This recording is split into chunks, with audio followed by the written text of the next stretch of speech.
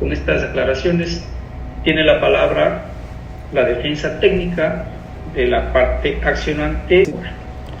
Gracias, señor presidente, señores jueces, señor secretario, señores presentes, todos en esta audiencia.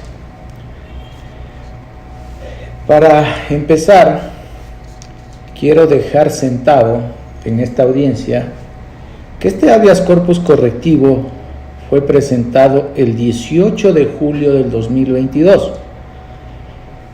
En la actualidad estamos 5 de octubre del 2022, han pasado 77 días después de haber presentado el habeas corpus en la Corte Provincial, porque era la competente para conocer y por eso se está llevando a efecto esta audiencia. Más allá de lo que establece la Ley Orgánica de Garantías Jurisdiccionales, que es apenas 24 horas.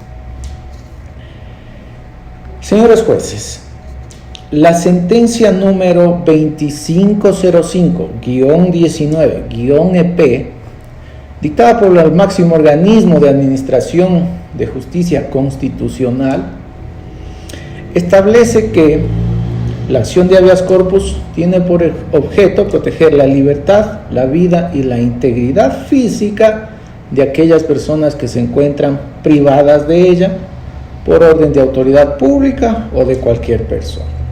Y en esta sentencia nos establece que una privación de libertad es ilegal cuando la detención es ejecutada en contravención a los mandatos expresos de las normas que componen el ordenamiento jurídico, ya sea en el aspecto material o formal.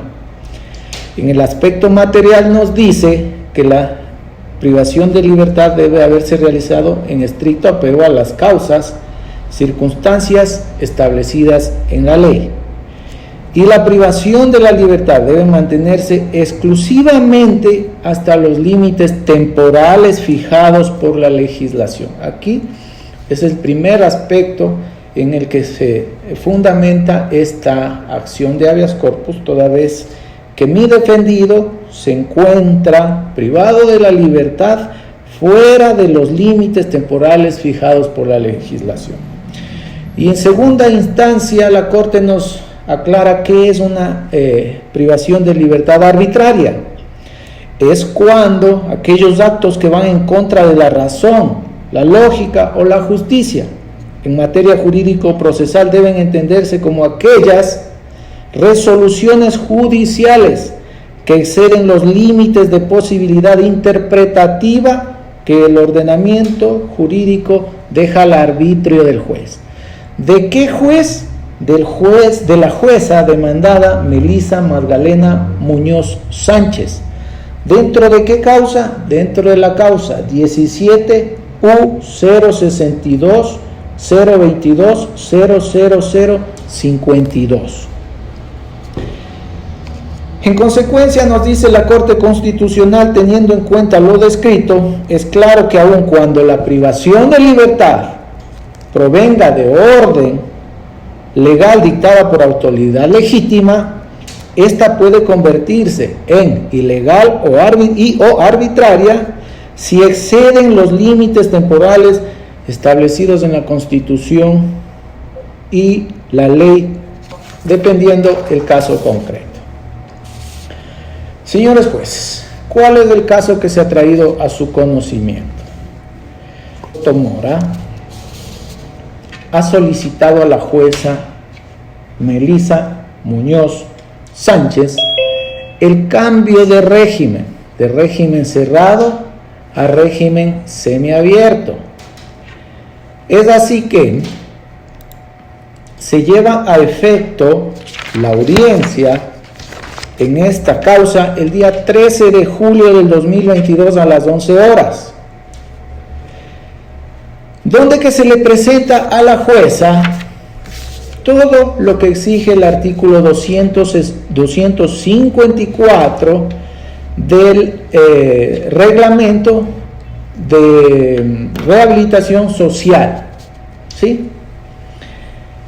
¿Qué exige el reglamento? Haber cumplido el 60% de la pena impuesta el informe de valoración y calificación que tenga con un promedio mínimo 5, el certificado de no haber sido sancionado por el cometimiento de faltas, el certificado de encontrarse en el nivel de mínima seguridad, documento que justifique el domicilio fijo donde residirá y el informe jurídico del centro de privación de libertad.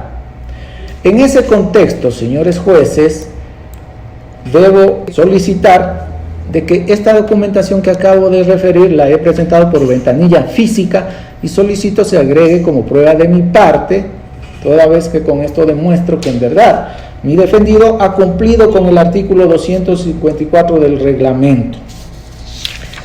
Sin embargo, ¿qué dice la jueza?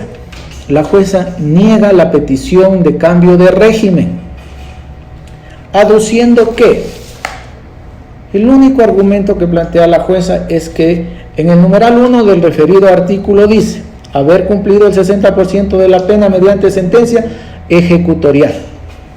Entonces la jueza dice, como no hay sentencia ejecutoriada, me disculpan, pero yo les niego. Pero se olvida de leer lo que dice la siguiente parte, pues dice, y establece este artículo la siguiente excepción: salvo los casos en que la persona privada de libertad sea la única recurrente en recurso extraordinario de casación.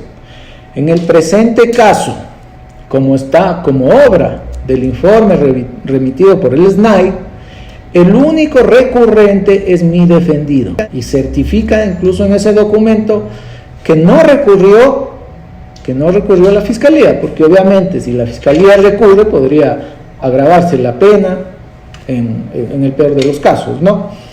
En este caso no es así, el único recurrente es mi defendido, y esta excepción está en la norma, y es así que la jueza demandada no hace un análisis de aquello, pues, y es por eso el sentido de este habeas corpus, toda vez que la resolución emitida excede los límites de la posibilidad interpretativa que el ordenamiento deja al arbitrio del juez, hace un análisis erróneo de la norma, porque no toma en cuenta la excepción y que se cumple en el presente caso.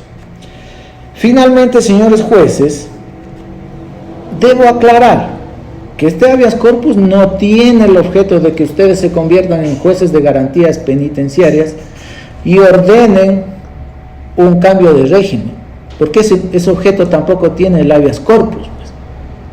¿Cuál es el objeto de este habeas corpus? El objeto de habeas corpus es que se declare la ilegalidad, así como la arbitrariedad de la privación de libertad de mi defendido. ¿Por qué?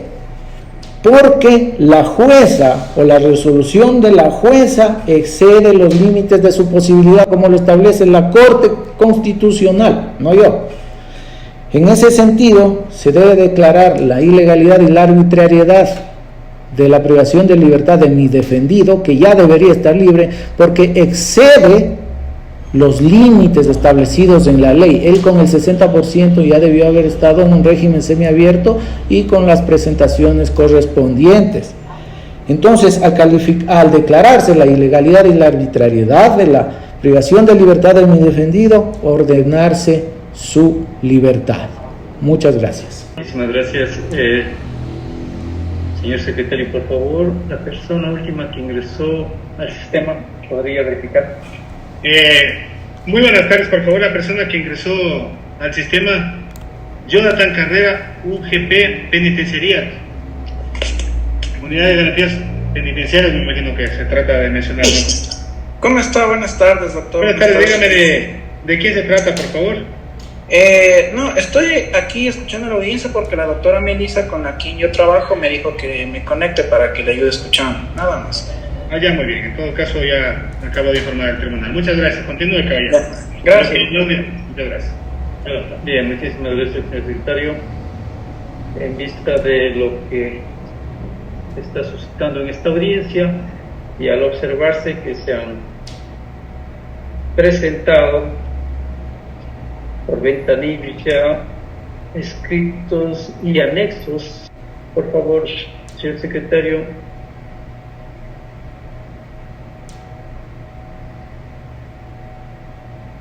refiérase a la documentación que ha sido incorporada al expediente y así también lo que sea incorporado por el Centro de Privación de Libertad número 2 Pichincha.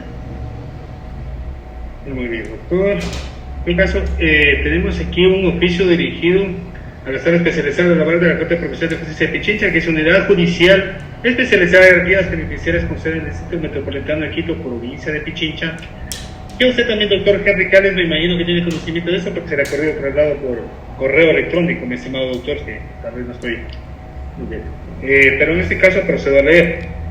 Agregues al proceso el oficio número 932-2022 CFN-AAI CNJ de fecha 29 de septiembre de 2022, suscrito por la doctora Patricia Velasco Mesías, secretaria relatora de la Sala Especializada de Familia, Mujer, Niñez, Adolescencia y Adolescentes Infractores de la Corte Nacional de Justicia, el cual contiene copias certificadas de resolución por conflicto de competencia entre la Unidad Judicial Especializada de Garantías Penitenciarias y la Sala Especializada de Laboral de la Corte Provincial de Justicia de Pichincha, en virtud de haberse dirimido la competencia a favor de la Sala Especializada de la Laboral de Justicia de Pichincha, remitas el expediente de forma inmediata a los señores jueces, doctor Roberto Antonio Caballo Castro, doctor Richard Ramos Enaño, que estaba en ese tiempo conformando el tribunal, actualmente el doctor Fabricio Robalino, y Óscar Gonzalo Chamorro González, a fin de que conozcan y resuelvan lo que el derecho corresponda. Notifíquese Gonzalo Salazar Soledad, del Carmen Jueza Ponente. A su vez también, continuando con la documentación, señor juez, aquí existe una boleta de encarcelamiento con el número 092-92-1234018, que claramente se establece datos de la causa, judicatura unidad penal de flagrancia con competencia en delitos fragantes con sede en la parroquia Febres Cordero del Cantón Guayaquil, número de causa 092-92-2018-3035-66170, nacionalidad ecuatoriana, motivo de emisión de la boleta prisión preventiva. Se encuentra firmado por Urquiza Izquierdo Edinda Pilar, jueza, y Avilés Manrique Guadalupe de Fátima, secretaria. A su vez también existe un informe remitido del Servicio Nacional de Atención Integral a Personas Adultas Privadas de Libertad y Adolescentes Infractores, 8, fecha de ingreso el 26 de noviembre de 2021. Aquí se encuentra también detallado el número de procesos, señor juez, y desea dar lectura, y también lo que se encuentra en el recurso de apelación según el artículo 59 de la Ley de Sustancias Estupefacientes y Psicotrópicas de Restauración. En las observaciones dentro del presente informe establecemos lo siguiente: la solicitud de cambio de régimen recayó en la Unidad Judicial Especializada de Garantías Penitenciarias con sede en el Distrito Metropolitano de Quito, a cargo de la señorita jueza Melissa Muñoz Sánchez, dentro de la causa 17U6-2022-3052, misma que fuera negada por la señorita jueza por cuanto la sentencia dentro de la causa 09286-2018-00361, para la cual solicitó cambio de régimen, no se encuentra ejecutoriada por el Ministerio de la Ley. Consta el desistimiento del recurso de casación de dicha persona privada de libertad, cuya diligencia se realizó de forma telemática el día jueves 18 de agosto de 2022 a las 9:15. Aquí también existe memorándum dirigido también del Servicio Nacional de Atención Integral de Personas Adultas Privadas de Libertad, del SNAI, señor juez. Solo existen firmas de todos los delegados. ¿Y en qué momento le puedo dar lectura, señor juez, aquí? ¿O hay una en ese momento? De los documentos que presentó la parte accionante en este escrito último presentado. Doctor Ponente, si la parte accionante presentó documentos, el tribunal momento de deliberar, el grupo va a analizar. Yo considero que ya es una temporada para la comisión de lo que se presenta. Bien, muchísimas gracias, doctor Oscar Chamorro. Entonces, la documentación que ha sido presentada por la parte accionante se analizará en un momento oportuno. Como se manifestó, al no estar la parte accionada, procede entonces a la réplica. En este caso, no sé si algo más que agregar, defensa técnica de la parte accionante. Señores jueces, no sé si hay el informe de la jueza para que se nos dé lectura y poder tener el derecho a la réplica de ese informe. No ha enviado ninguna información, doctor. Se manifiesta que no ha enviado ninguna información, únicamente se encuentra el ayudante de la doctora sancionada, pero no se ha remitido información respectiva. Gracias, señor presidente. Sí, finalmente, para concluir mi intervención, señores jueces, los documentos presentados por el suscrito accionante son los que exige el artículo 254 del reglamento de rehabilitación social para acceder al régimen semiabierto. Cabe señalar que mi defendido a la fecha ha cumplido con el 77% de la pena, no siquiera el 60%, pero como esos documentos son anteriores está alrededor del 68%, pero en la actualidad ha cumplido el 77% de la pena y él tenía derecho a un cambio de régimen, ya del régimen cerrado, que es la prisión, al régimen semiabierto, que es únicamente con prevenciones. En tal virtud se encuentra excedidos los límites, los cuales establece la norma para que él pueda salir en libertad. Y están todos los documentos y está también una declaración juramentada de la hermana del señor, donde que, como exige la normativa, va a residir una vez que salga en libertad. Con esos antecedentes, señores jueces, me ratifico en que se viene a declarar el estado de privación de libertad de mi defendido es ilegal y arbitrario y se ordene su inmediata libertad conforme lo establece el artículo 45 de la Ley Orgánica de Garantías Jurisdiccionales y Control Constitucional. Muchas gracias. Bien, gracias. Como se manifiesta en la Ley Orgánica de Garantías Jurisdiccionales y Control Constitucional, la última intervención la realizará la parte accionante en forma personal, de así expresarse. Pregunto, señor, además de lo expuesto por su defensa técnica, agregar algo para el tribunal, para que el tribunal lo escuche. Bueno, debido a lo que estoy... ¿Ha recibido atención médica? ¿Asistencia? En este centro sí, pues. ¿Sobre el estado físico suyo? Sí, tengo la hipertensión. Bien, muchísimas gracias, señora accionante. ¿Alguna pregunta o algo adicional que solicitar a la defensa técnica por los señores jueces? Doctor Oscar Chamorro.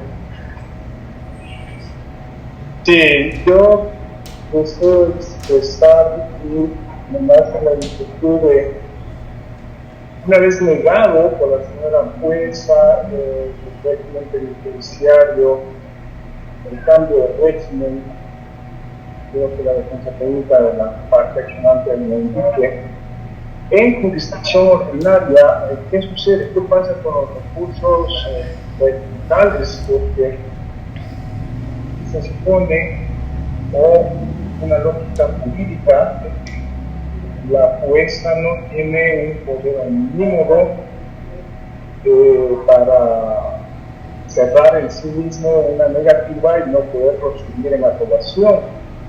Para eso también es una jueza de garantías constitucionales y esa parte quiero que me explique por qué el accionante no se apoya en la justicia ordinaria para vía recurso vertical dar a entender revisar los jueces de justicia ordinaria en materia penal si la jueza tiene o no tiene la razón.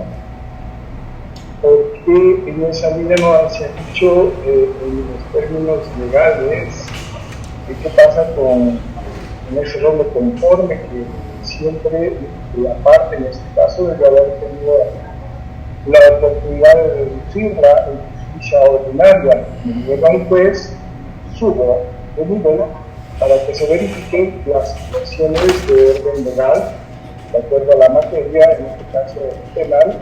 Y en ese sentido, entonces, sí poder haber agotado los recursos de la visión legal que tiene la jueza al haber denegado el contenido de régimen.